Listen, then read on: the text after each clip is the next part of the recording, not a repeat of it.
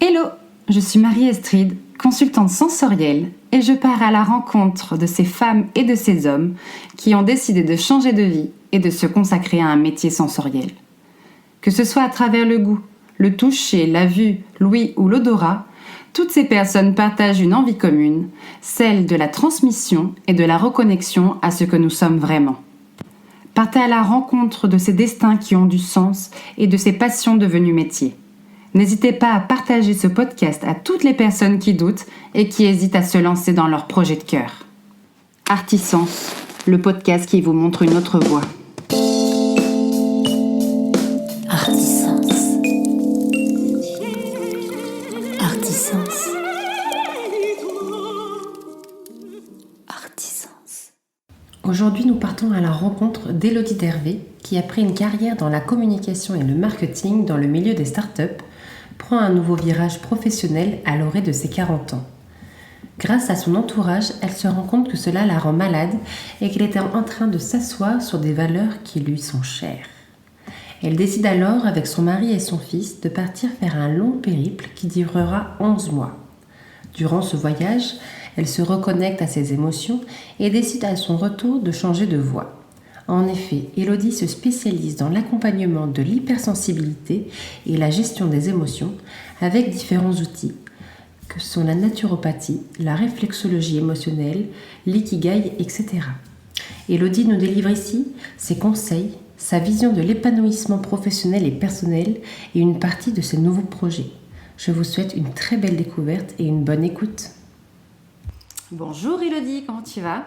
Bonjour, ça va bien et toi ? Oui, ça va bien. Merci beaucoup d'avoir accepté mon invitation. Je suis ravie de t'accueillir dans mon havre de paix, en tout cas. Ça me fait très plaisir. En pleine nature. Vous n'avez pas l'image, mais c'est magnifique. Il y a des grands arbres partout, il fait beau. Et non, c'est très agréable, très paisible. Je suis très contente. Alors la première question que je pose généralement, voilà, comment tu te sens aujourd'hui et en ce moment ? Écoute, je me sens bien. Forcément, comme je viens d'emménager justement il y a 2 mois dans ce havre de paix, je me sens très bien, beaucoup plus zen qu'avant j'étais à Nantes. Donc forcément, ici, je suis apaisée et je me rends compte de la chance que j'ai tous les jours. Tous les matins, je me lève, je me mets les pieds dans l'herbe, je vais faire des câlins à mes arbres et je me dis waouh, quelle chance j'ai d'être ici. Donc ça va très bien. Super. Est-ce que tu pourrais te présenter, alors de la manière dont tu le souhaites, soit sous forme de portrait chinois, soit tu commences là où tu as envie de commencer, tu nous racontes ce que tu as envie de nous raconter. S'il te plaît. Alors, je suis Élodie Dervé. Je te présente ce que je fais quand même. Alors, j'ai 40 ans, je viens d'avoir 40 ans. Quel passage. Quel passage. Non, écoute, ça s'est très bien passé. La fête était bonne. La fête était bonne, ça c'est sûr. J'ai l'impression que ça fait 2 mois que je le fête, mais bon. Donc je viens d'avoir 40 ans. Ça se passe bien. Pour ceux qui ne sont pas encore passés cette étape, ça se passe bien. J'ai pas encore les cheveux blancs, donc c'est cool. Je suis thérapeute, je suis spécialisée sur l'hypersensibilité et les émotions. Et j'ai plusieurs outils pour accompagner les personnes hypersensibles ou les personnes qui ont du mal à gérer leur stress ou qui ont du mal à harmoniser leurs émotions. Donc mes différents outils, c'est la naturopathie. Donc j'accompagne des personnes avec des solutions naturelles. L'idée de la naturopathie, c'est vraiment d'aller chercher la cause profonde des maux. Donc des maux souvent des maux physiques. Donc le stress peut avoir des maux physiques comme des problèmes de sommeil, des problèmes de fatigue chronique, des problèmes digestifs, des problèmes musculaires, voilà. Donc l'idée c'est qu'on va aller chercher un petit peu, on va chercher à comprendre pourquoi la personne est stressée, d'où ça vient, etc. Et on va essayer d'harmoniser tout ça, de rééquilibrer le côté alimentaire, le côté émotionnel, le côté mouvement, voilà. On va travailler sur plusieurs choses. Mon deuxième outil, c'est la réflexologie émotionnelle. Donc ça, c'est une certaine méthode vraiment spécifique, vraiment sur la partie émotionnelle. Donc je me suis formée avec, c'est la méthode du bouquet. D'accord. Et c'est vraiment pour faire de la libération émotionnelle, donc lâcher prise. On travaille aussi sur des émotions particulières, etc. Donc c'est très intéressant. Je suis aussi coach puisque je propose de faire passer le test d'exploration à la sensibilité. Le but de cette exploration, c'est d'aller comprendre son hypersensibilité ou sa sensibilité, parce que l'hypersensibilité, ça parle pas forcément à tout le monde. On en parle beaucoup en ce moment. Ce mot est beaucoup trop utilisé, donc il y en a qui me disent direct « Ah, moi, je veux pas qu'on me dise que je suis hypersensible, mais je veux comprendre ». Donc l'idée, c'est vraiment d'avoir un outil pour comprendre son hypersensibilité ou sa sensibilité, et d'avoir surtout une boîte à outils pour devenir autonome. C'est-à-dire que oui, on peut être atypique, on peut avoir une sensibilité, avoir une hyperesthésie, des sens qui sont exacerbés, etc. Et moi, l'idée de ce coaching, c'est donc d'avoir le test, mais surtout d'avoir une boîte à outils à la fin de ce test pour devenir autonome et que son hypersensibilité devienne un super pouvoir plutôt qu'une faiblesse. Ou un handicap. Voilà. Ouais, tout à fait. Aujourd'hui, je rencontre beaucoup de personnes qui viennent me voir parce que leur sensibilité, c'est vraiment compliqué, c'est vraiment... c'est une vraie faiblesse en fait, c'est un poids souvent. Dans leur vie en général, Ou le regard des gens peut-être Le aussi. regard des gens, leur hyperesthésie, donc les sens qui sont exacerbés, c'est-à-dire qu'ils en ont marre d'être vraiment gênés par le bruit, vraiment gênés par la lumière ou autre. Donc l'idée c'est vraiment en fait d'accompagner ces personnes sur leur hyperesthésie, sur leur confiance, sur leur estime de eux-mêmes. Voilà, d'avoir des outils mais très concrets pour que cette hypersensibilité devienne un pouvoir, parce que moi clairement je l'ai vécu pendant des années comme vraiment un fardeau, et aujourd'hui pour moi c'est vraiment génial en fait, c'est vraiment, je suis très fière, une vraie force. Donc voilà, donc j'accompagne des personnes avec ce troisième outil. Et puis très bientôt, je me forme à l'ikigai. Donc là, c'est la prochaine formation. Et donc, je souhaite proposer, d'accompagner des personnes qui sont justement en questionnement sur leur vie professionnelle, mais aussi perso, parce que l'ikigai, donner du sens à leur vie. Merci.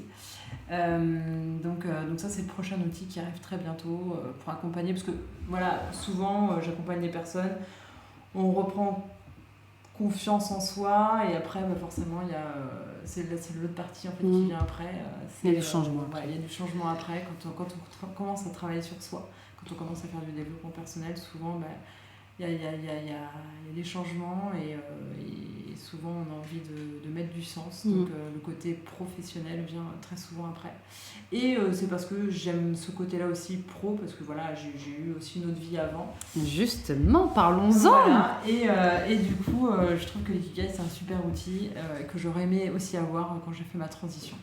Justement, du coup là tu me tends une autoroute. Ouais. Tu n'as pas fait ça, donc ça fait pas longtemps que tu fais ça. C'est une reconversion. Exactement, ça fait 2 ans. 2 ans, ouais. Et alors, tu faisais quoi ? Alors, et qu'est-ce qui a marqué ce virage ? Alors, moi, j'étais directrice marketing com dans le milieu des startups. Ok. Donc c'est marrant parce que quand j'y repense maintenant, je me dis waouh, j'ai fait ça avant. C'était extraordinaire, vraiment, c'est des années que j'ai adorées. C'était très stimulant, j'étais directrice, j'avais une équipe, je manageais une dizaine de personnes. Oui, désolée, alors ce que vous savez pas, c'est qu'il y a un chat derrière nous qui est en train de faire beaucoup de bruit. Qui gratouille. Et je viens d'avoir un tout petit mini chat qui gratouille partout. Désolée pour le bruit. Donc oui, je disais, c'était hyper motivant. Je manageais une dizaine de personnes, j'organisais des salons partout dans le monde. Enfin, c'était vraiment une autre vie. Une autre vie. Et puis, comme j'étais très entière et je ne comprenais pas forcément ma sensibilité, je pense que j'avais mis toutes ces émotions, je les avais bien enfouies sous le tapis, etc. Et puis, je m'étais formée, j'étais une personne, j'avançais, sauf que j'étais très entière, que je vivais à fond ce métier-là, et puis à un moment en fait je m'y retrouvais plus, c'est-à-dire que j'avais l'impression d'être une autre personne, mais j'avais l'impression que la personne que je représentais et la personne que j'étais au fond, c'était pas du tout la même personne. Et je commençais à me rendre compte que mes valeurs, en fait, j'étais en train de passer sur des valeurs qui n'étaient pas les miennes. Fondamentales pour toi. Voilà. Mais, ouais. Et en fait, à un moment, c'est surtout en fait, l'entourage qui m'a alertée, me dire... après, j'ai eu aussi des soucis de santé, etc. Mais à me dire, mais cette parole-là, c'est pas toi, ou mon mari qui commence à me dire, ah quand même, pourquoi tu dis ça, t'étais pas comme ça avant. Ah oui. Et puis je pense que j'étais avec des personnes, un entourage, enfin dans le côté pro qui n'était pas forcément toujours sain, Bienveillant. même si, je leur jette pas la pierre, hein, mais voilà. Et puis je pense que je me suis noyée dans un truc. Et puis bah voilà, la vie a fait que j'ai eu des soucis perso, de santé, etc. Et à un moment, je me suis dit, bah non, je peux pas continuer, stop.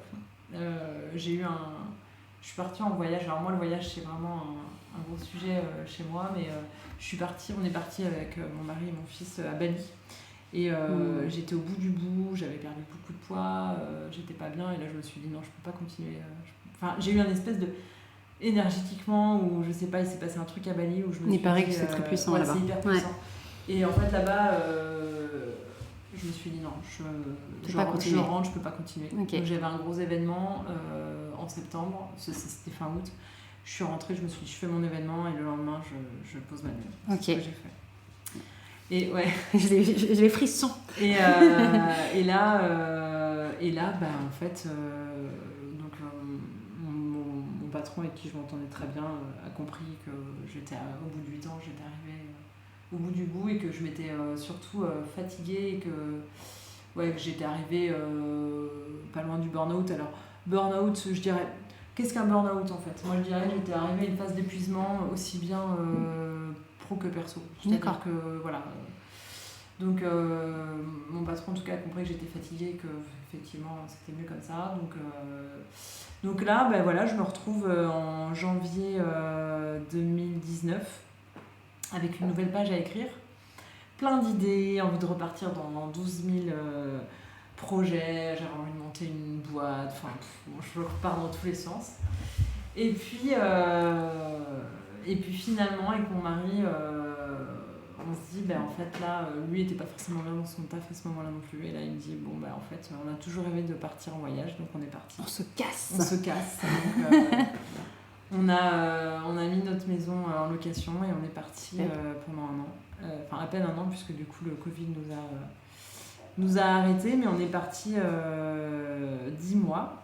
Et donc, c'est durant cette année où je me suis dit, non, là, en fait, avant de partir, je voulais repartir dans un projet, dans un espèce de truc compliqué, bon bref. Et là, je me suis dit, non, en fait, ça n'a pas de sens.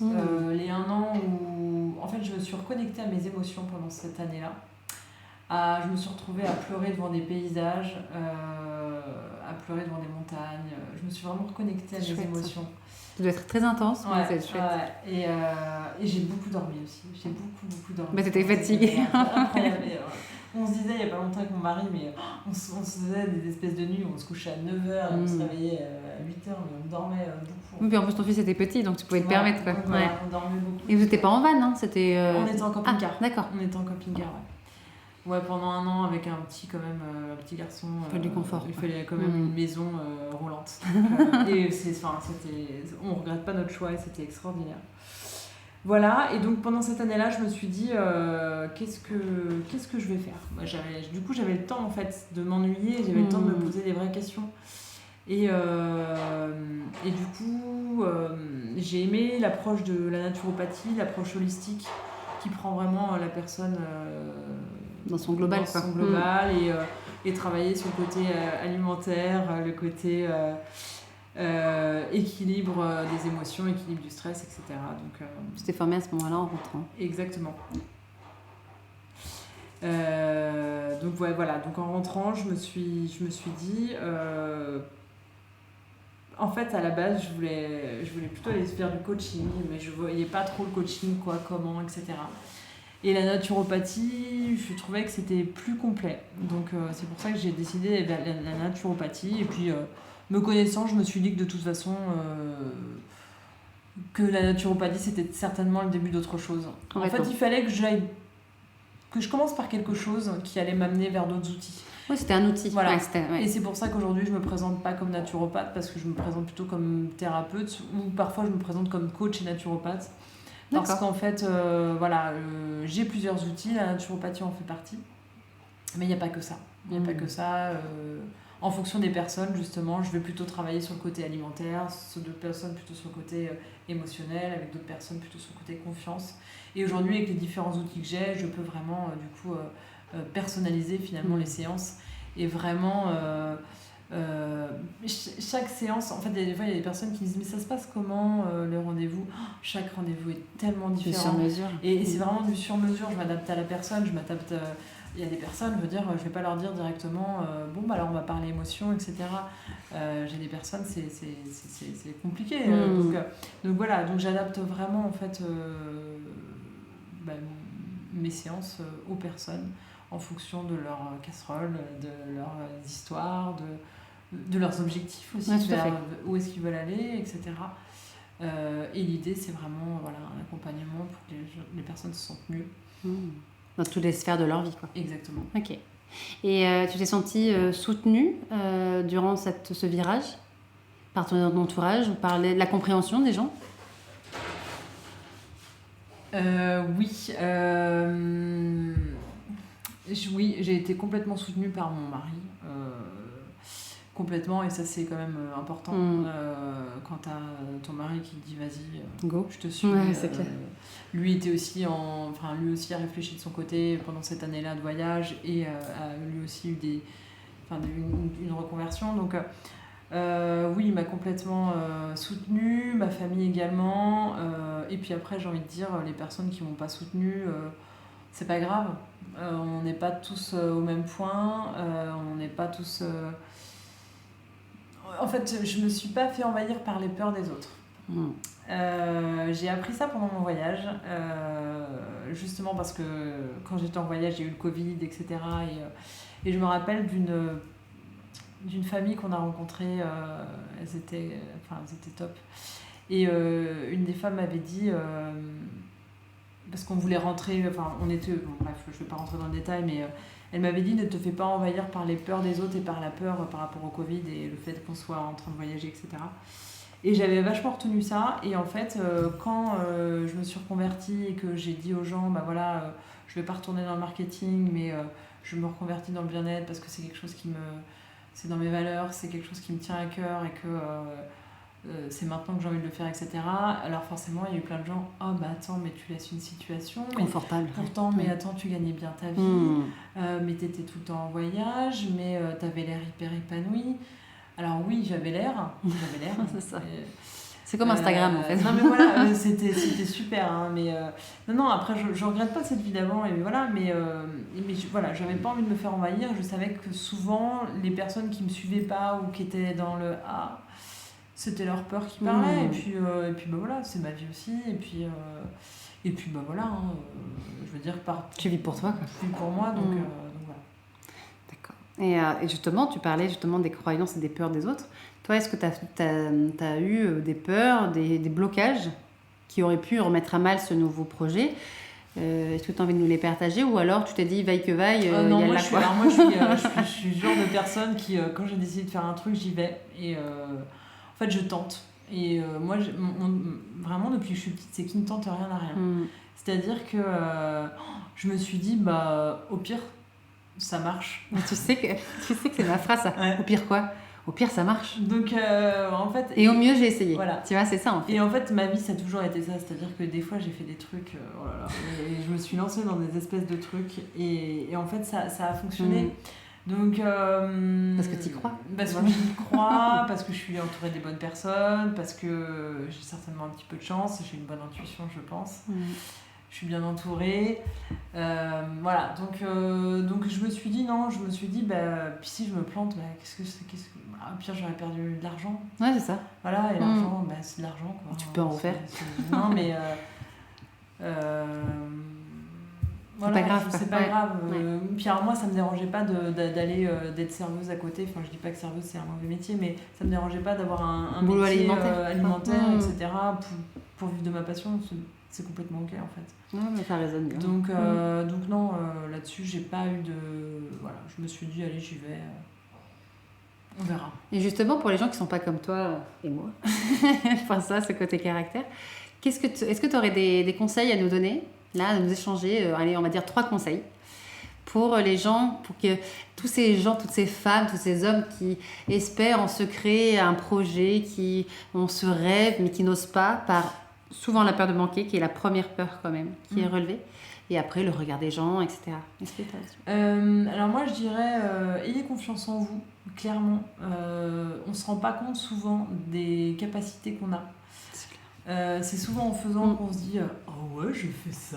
Oui, en regardant dans le rétro aussi. Je veux dire, c'est moi qui l'ai fait, quoi. Ouais. Un exercice que je donne souvent à faire pour des personnes justement qui doutent d'eux, etc., c'est de faire la liste de toutes les choses qu'ils ont fait en fait. Extraordinaire en fait. On a tous fait des choses où on n'y croyait pas du tout et on l'a fait en fait et ça s'est bien passé. Aussi, on pense souvent que la motivation. En fait, on fait des choses parce qu'on est motivé. Mais non, en fait, c'est en faisant que la motivation, elle vient. Oui. C'est pas je suis motivée ou je suis pas motivée, je vais faire ou je vais pas faire. Non, je fais. Et après, c'est la motivation qui vient. Donc, faut pas attendre la motivation, en fait. Faut faire. Faut y aller, en fait. Et j'ai lu, je fais juste un aparté, j'ai lu hier un post sur LinkedIn qui disait, au-delà, c'était un entrepreneur aussi qui s'est lancé après 20 ans de salariat, etc. Tout le monde lui dit, mais t'es fou, dis donc, t'es motivé. Et le mec a répondu, oui, il y a la motivation, mais non, c'est la discipline. Parce qu'en fait, quand t'es en week-end, que tu bosses pour ta boîte, quand t'es en vacances, quand il y a tout le monde qui est sur la plage, sur le bateau, sur le machin, mais que toi, t'as du taf, c'est la discipline qui va créer la motivation. Parce qu'il y a des jours, on n'est pas dans le mood. En tant qu'entrepreneur, il y a des jours où c'est nul. Des jours où tu doutes, tu remets tout en question. Ah, mais j'ai des moments où je doute, j'ai des moments où... voilà, mais globalement, non, faut y aller, quoi. Faut y aller, il faut faire, en fait. Et troisième point, Nico. Et troisième point, ne pas écouter les autres. Ok. Écoutez votre petite voix intérieure et votre intuition. Parce qu'encore une fois, bien souvent, on fait des choix par rapport aux autres, en fait.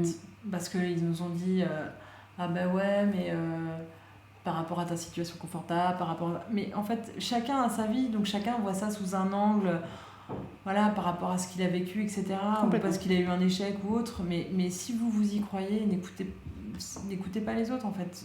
Si vous croyez en vous, allez-y, quoi. Mais quand t'as des périodes de doute, tu fais comment ? Quand t'as des périodes de doute. Oui, mais là, quand tu as des périodes de doute, ce qui est important, c'est d'être bien entouré, d'avoir des personnes bienveillantes, positives. Et ressources. Moi, aujourd'hui, voilà, j'ai des personnes dans mon entourage qui sont bienveillantes, mais j'ai aussi mon cocon, là, où voilà, je me rapproche de la nature, je vais courir, je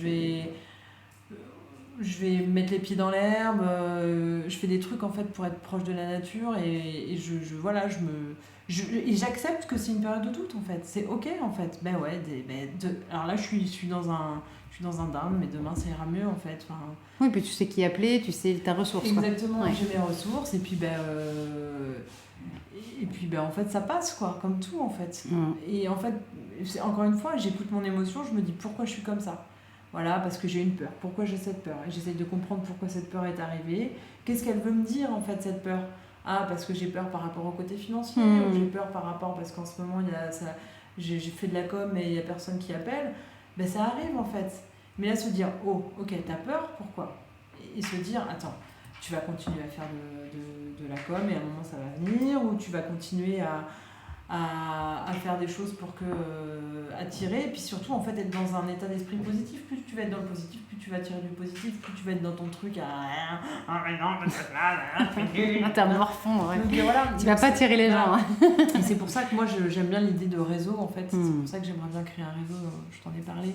J'aimerais bien créer un réseau d'entrepreneurs, alors potentiellement femmes, parce que je pense qu'on a des problématiques de confiance et tout ça, voilà, mais parce que c'est hyper important dans ces moments-là d'être entouré, de se dire oh là là, enfin moi je sais que je l'ai vécu, être dans mon réseau et avoir voilà, on se retrouve, on parle ensemble et on se rassure et on je se suis pas seule, quoi. Je suis pas seule, parce que quand t'es entrepreneur, que t'es toute seule chez toi, que t'as du down, justement, puis quand t'es, par exemple, de plus en plus aussi on fait des séances en visio, etc. Bah, t'es quand même toutes tes journées seul Coupé, derrière en ton fait, écran, etc. Donc non, c'est pour ça que l'importance d'avoir un réseau pour être ensemble, en fait. Oui, et puis comme tu disais, féminin aussi, c'est qu'on traverse aussi, on est cyclique. Et ça, Exactement.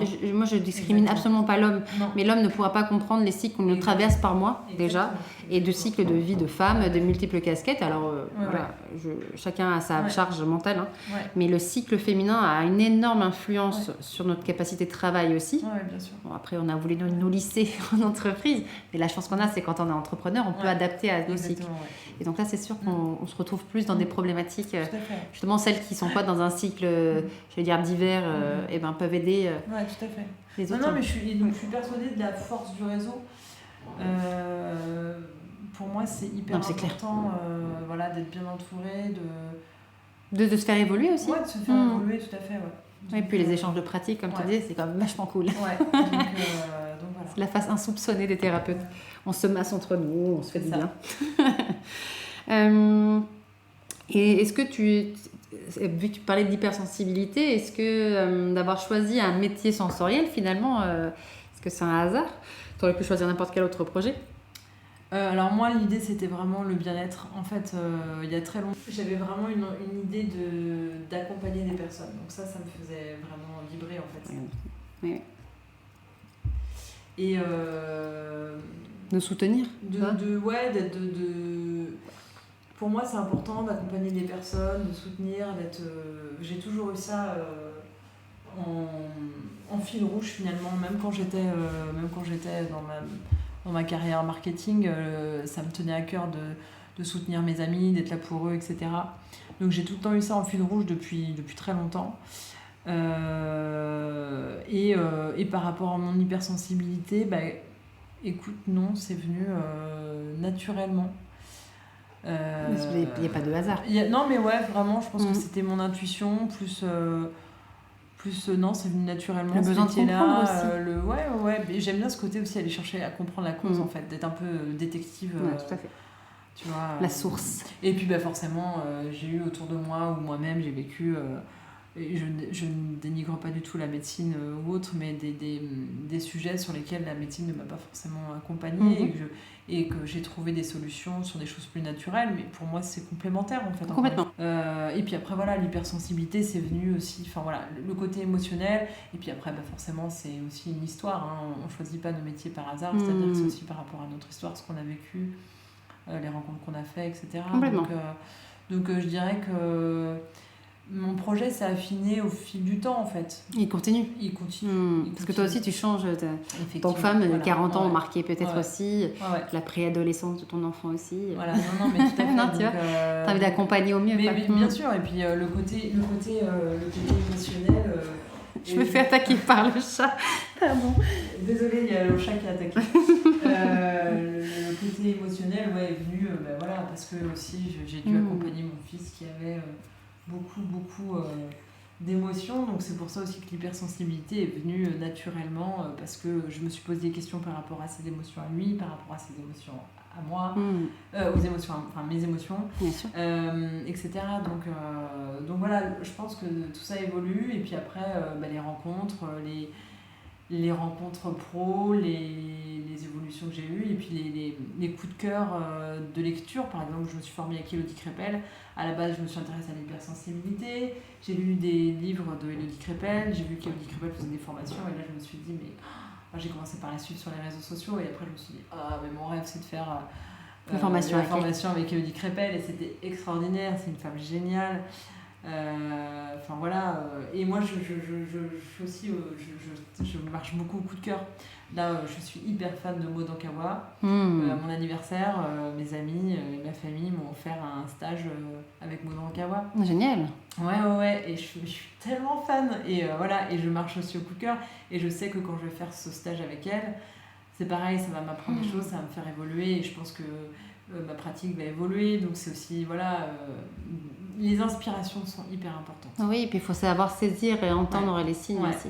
Donc non, pour moi les inspirations sont hyper importantes. Et les gens inspirent aussi. Donc on est tous un peu inspirants, enfin pour quelqu'un aussi, tu vois.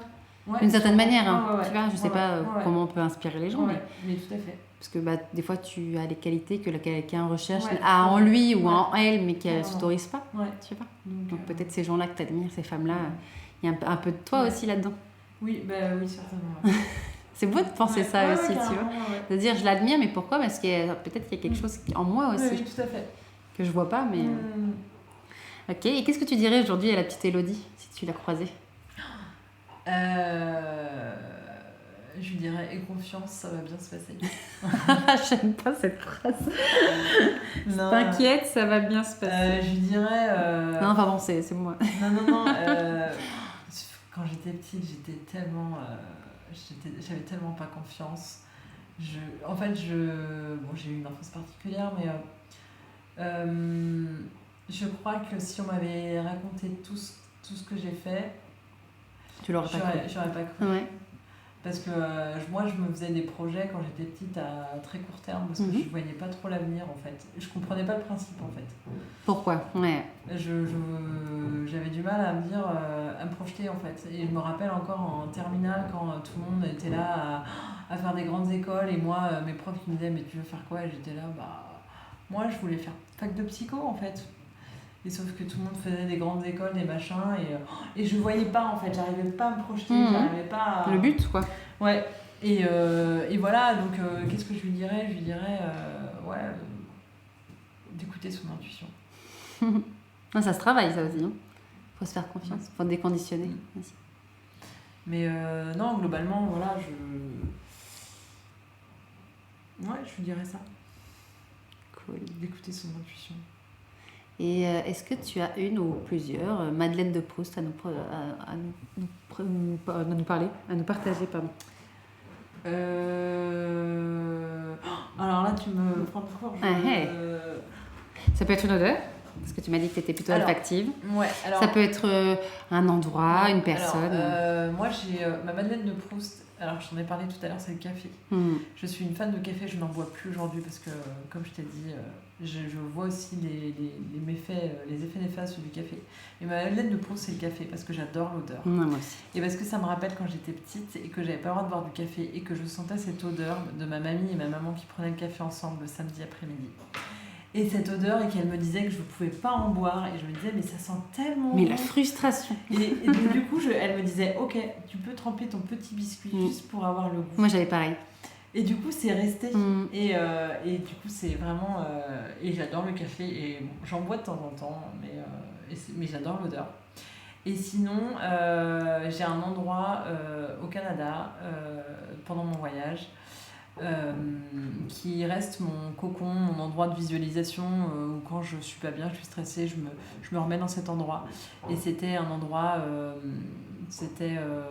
dans les Rocheuses canadiennes, et c'était une montagne avec un lac, et c'était incroyable, les couleurs étaient magnifiques. En fait, à la base, il faisait pas beau, je suis arrivée le matin, je pleurais parce qu'il faisait pas beau et que on ne sait pas du tout on n'allait pas faire ce qu'on voulait faire, bon bref. Et d'un seul coup, le soleil est arrivé et on a fait une grande balade tous les trois et c'était une journée magique. Et en fait, on s'est retrouvés à voir un mariage. Il y avait un mariage qui était fait, il y avait juste une petite... Chapelle. Une petite chapelle, et donc là il y avait un mariage qui se faisait là dehors. Et en fait ils ont mis une musique pour l'entrée de la mariée, c'était la musique de mon entrée de mariage à moi. Ah waouh. Ouais, j'ai trouvé ça signe, juste quoi. incroyable. Ouais. Ouais. Et du coup voilà, cette journée c'est la journée magique quoi. Ouais, que j'aime et que c'est ma Madeleine de Proust à moi. Ouais, bien sûr. Quand je me sens pas bien, je me remets dans cette ambiance là et tout de suite je me sens bien. Est-ce que tu écoutes physiquement la chanson? Ouais. D'accord. Parce qu'au-delà de la visualisation et du voyage... Ouais. Oui, puis là-bas, il y avait tout. C'est-à-dire que tu avais le côté visuel, tu avais le côté odeur de la nature, tu avais la fraîcheur aussi, peut-être. ce côté auditif avec la musique. Enfin, il y a eu tout au niveau des sens. C'était juste magique. Voilà. Super. Merci beaucoup d'avoir partagé tout ça avec nous. J'espère que ce parcours vous aura donné envie de nous suivre et de suivre vos rêves, de vous faire confiance et de transmettre à votre tour votre passion. N'hésitez pas à noter ce podcast et surtout à le partager. Je te souhaite une très belle fin de journée. Un grand merci pour ce bon moment. Avec grand plaisir et puis à bientôt. À bientôt.